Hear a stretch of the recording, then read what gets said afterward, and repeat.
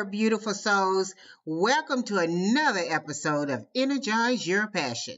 I'm your host, Sunshine, here to brighten your day and fill your cup with all the positivity you need to fuel your passion. Today, we're diving into a topic that so many of us struggle with, finding harmony between work and our personal life. You know what I mean, right?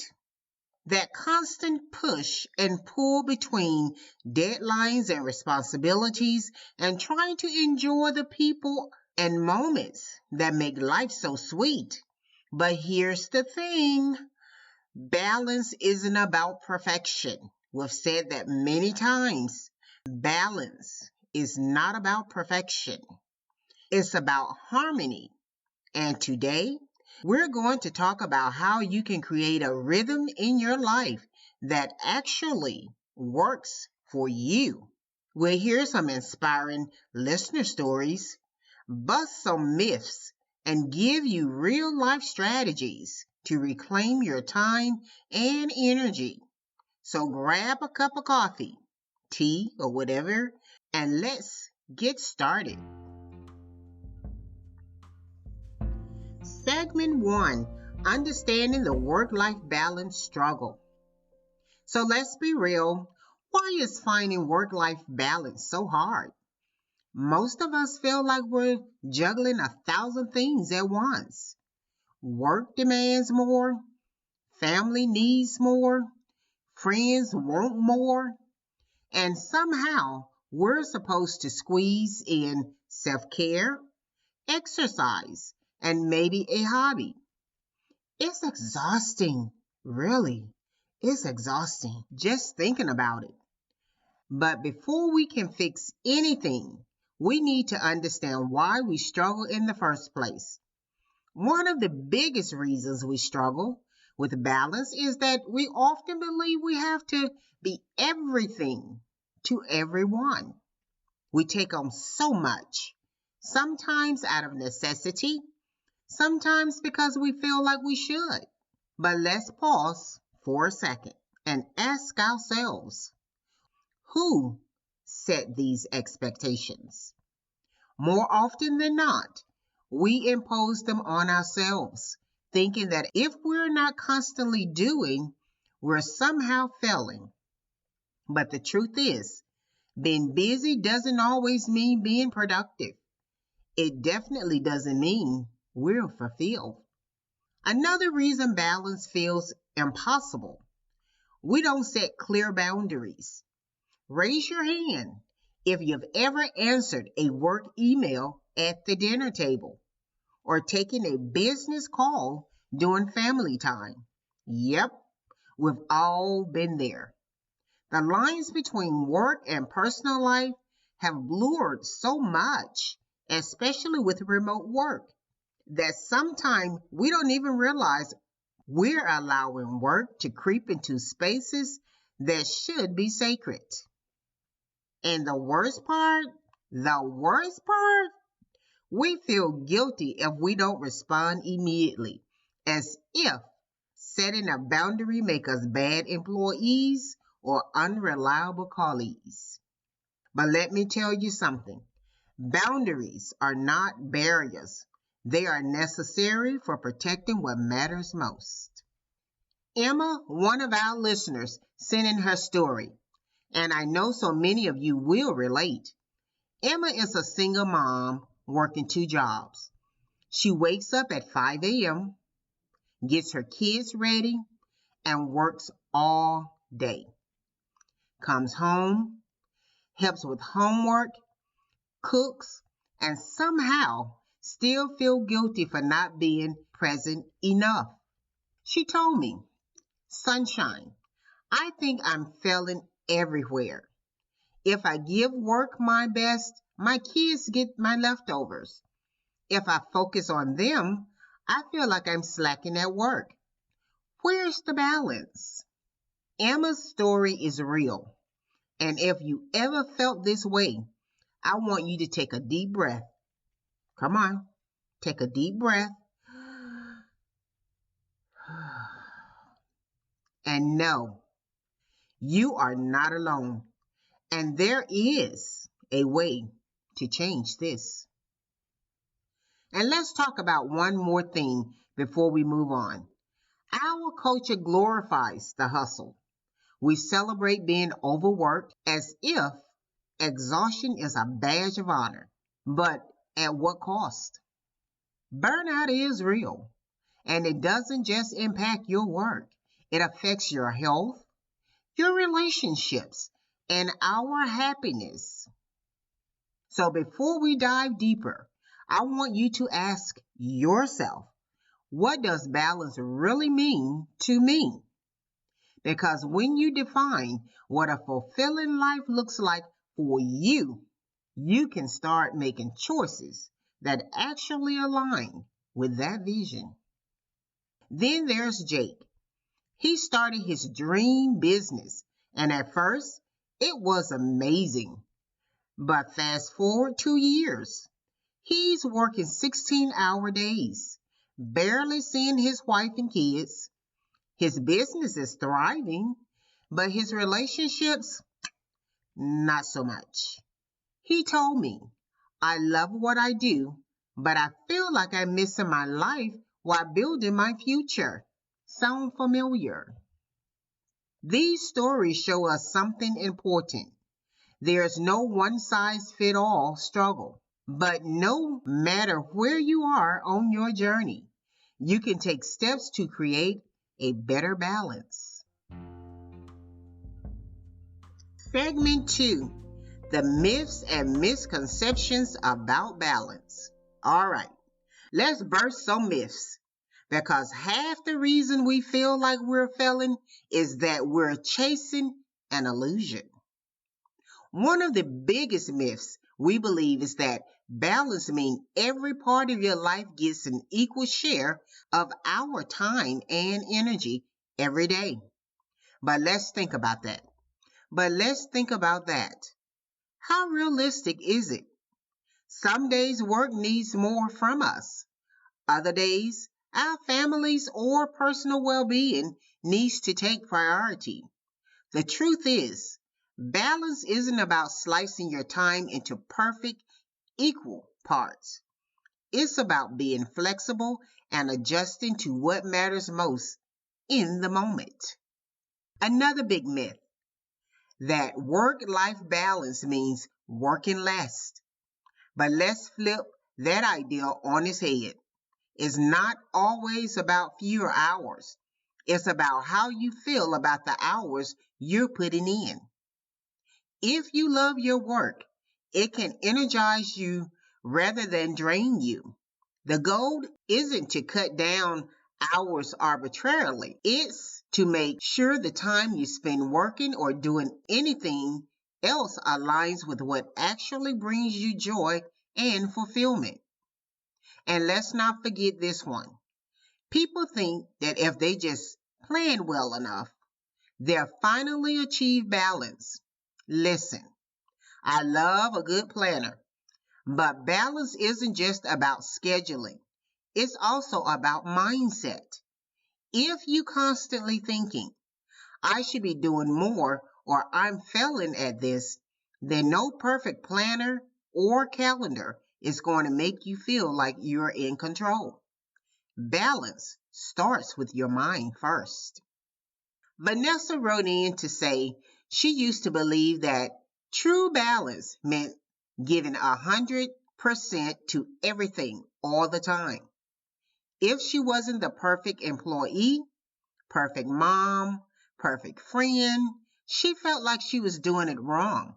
And let me tell you, this idea of perfect balance is a lie. It's a lie. Life is not about equal distribution. It's about prioritizing what matters most in each moment.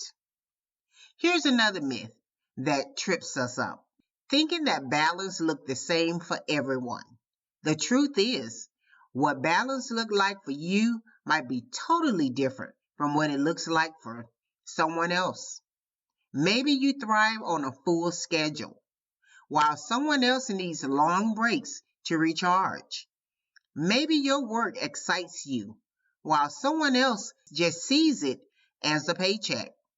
The key isn't trying to copy someone else's version of balance. It's about creating one that fits your life and your needs. And let's talk about guilt because it's a huge part of why we struggle with work-life balance. We feel guilty for working too much, guilty for not working enough, guilty for saying no, guilty for saying yes. But let's be honest, who does guilt actually help? If anything, it keeps us stuck in cycles of overcommitting and burnout. It's time to release that guilt and recognize that taking care of yourself isn't selfish, it's necessary. Kevin had the opposite struggle. He thought work life balance meant working less.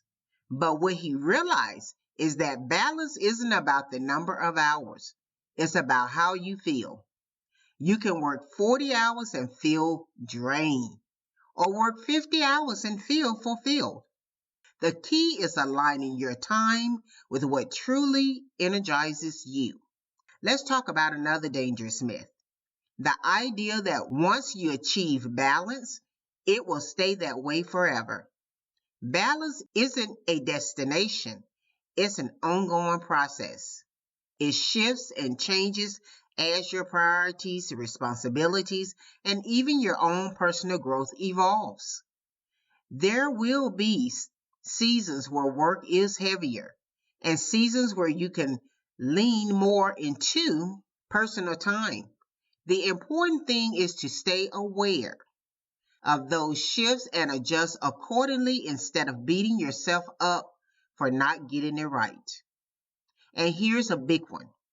Thinking that balance means eliminating stress completely. Let's be real. Life will always have some levels of stress. The goal isn't to eliminate stress, but to manage it in a way that doesn't leave you feeling constantly overwhelmed. When you focus on aligning your energy with what truly matters, stress becomes more manageable and life feels a little lighter. So here's what I want you to take away from this. Balance isn't a math equation. It's not something you achieve once and then it's set in stone. It's an ongoing practice of checking in with yourselves, setting priorities, releasing guilt, and making adjustments. And most importantly, it's about defining balance in a way that makes sense for you. Segment 3, Practical Strategies for Creating Harmony. Now that we've smashed those myths, let's get into the good stuff. Real strategies you can use today to create harmony in your life. Because let's be honest, knowing the problem is one thing, but actually making changes, that's where the magic happens. Number 1, set clear boundaries. One of the biggest game changer in finding balance is setting boundaries, both with others and ourselves. It's about knowing when to say no, when to shut down work for the day, and when to protect your personal time like it's a meeting with the CEO of your life, because it is. Number 2, learn to say no without guilt. Saying no is one of the hardest but most powerful things you can do. And let's be real, the guilt is real. But saying no doesn't mean you're lazy or unhelpful. It means you're prioritizing what truly matters. If you say yes to everything, you're saying no to your well-being. And that's not a sacrifice you should be making. Sarah, a longtime listener, shared how she used to struggle with saying no. She would stay late at work, pick up extra projects, and stretch herself so thin that she barely had time for her own family. She told me, "Sunshine, I thought saying no would make me look bad, but all it did was make me miserable. One day, I finally said no to an extra project. And guess what? The world didn't end. My boss respected my decision, and I finally felt like I could breathe again. Number three, schedule personal time like you schedule meetings. We schedule meetings, appointments, and deadlines. But what about time for ourselves? If it's not on your calendar, it's too easy to push it aside. Whether it's a workout, dinner with family, or just 30 minutes of reading, put it on the schedule and treat it like any other important commitment. Number four, use energy management instead of time management. Let's talk about something even more powerful than time management, energy management.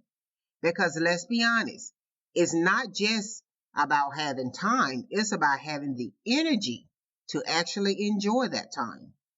Pay attention to when you feel most productive, most creative, and most drained. Align your work with your energy peaks and save the lighter tasks for when you're feeling lower. Mark, one of our listeners, shared something beautiful. He said he used to think he needed big vacations or entire days off to find balance.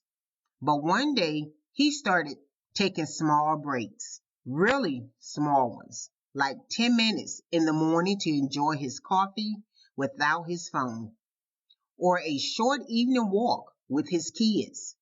He told me, sunshine, those tiny moments became my lifeline.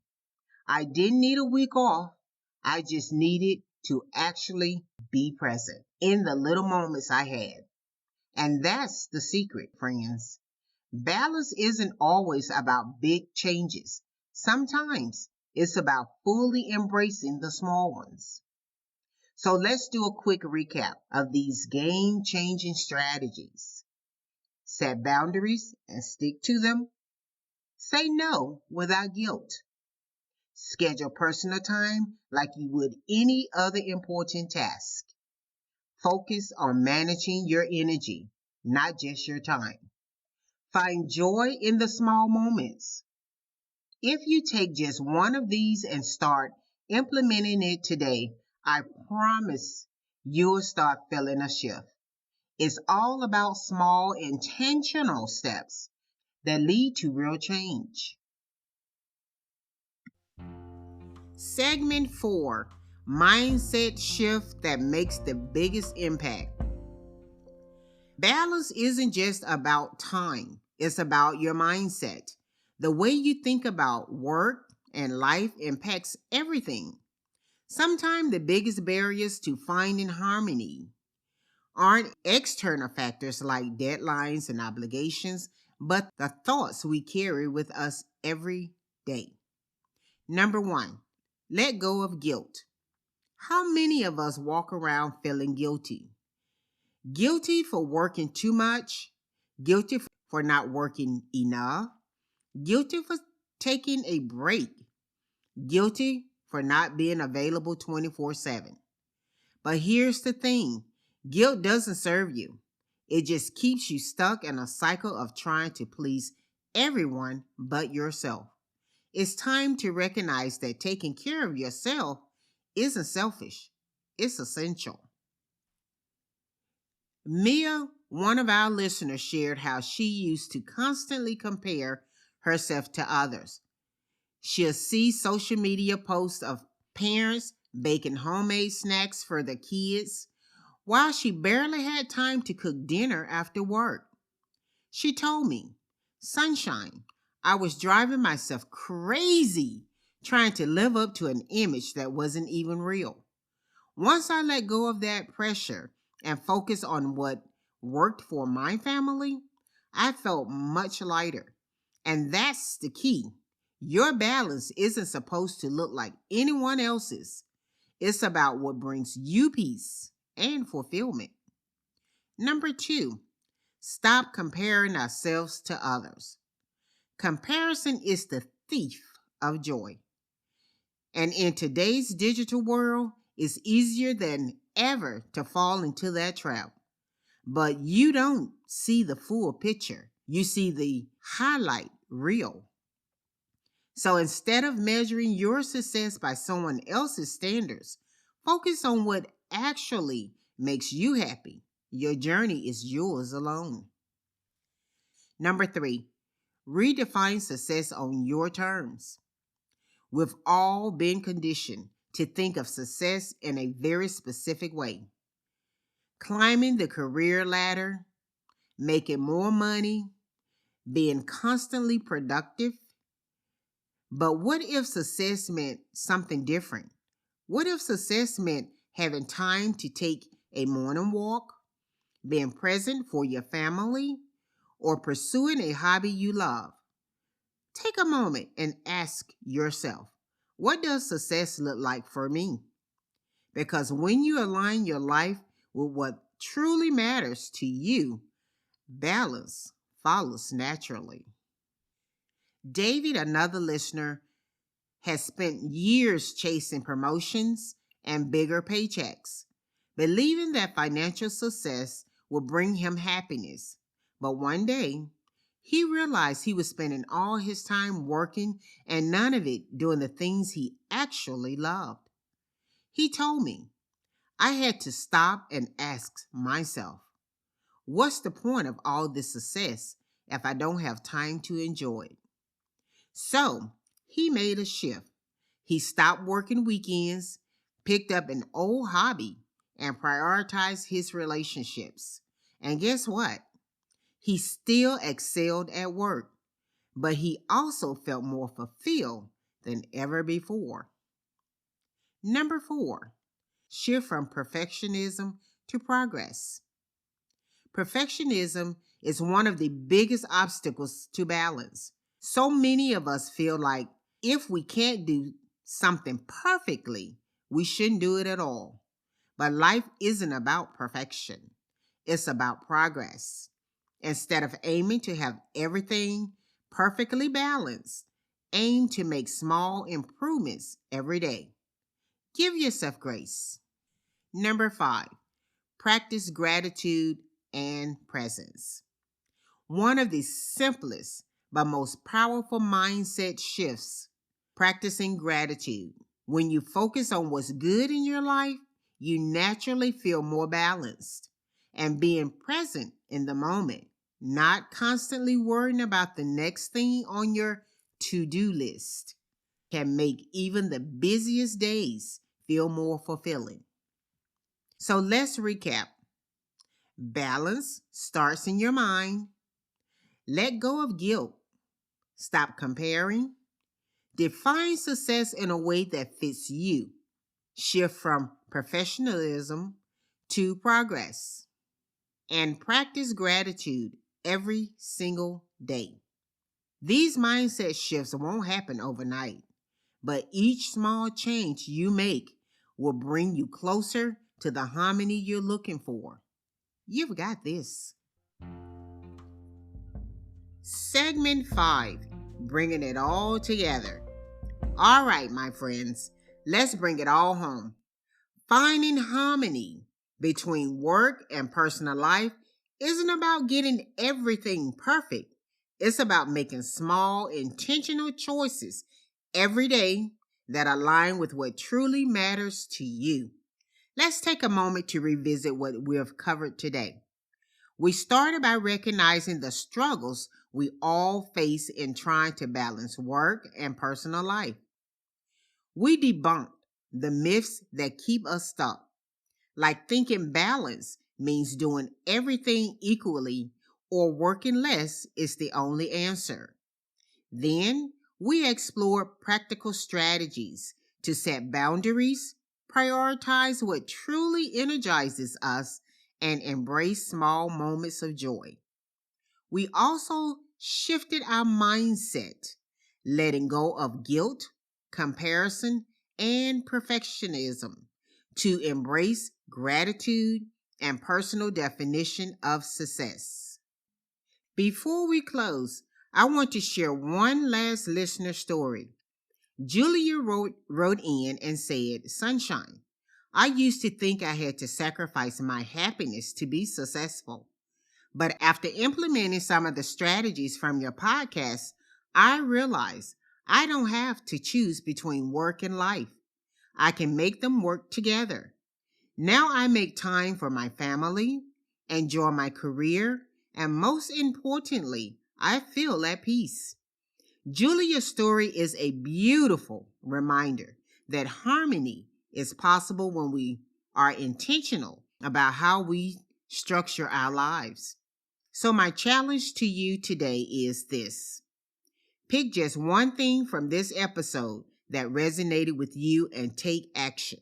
Maybe it's setting a boundary at work, carving out time for yourself, or simply letting go of guilt. Whatever it is, take that step. You deserve a life that feels balanced and fulfilled. If this episode spoke to you, do me a favor. Leave a 5-star review, share it with someone who needs to hear it, and let's spread this positive energy far and wide. Until next time, keep shining, keep thriving, and remember, you deserve a life that lights you up. Love you all. This is Sunshine, signing off.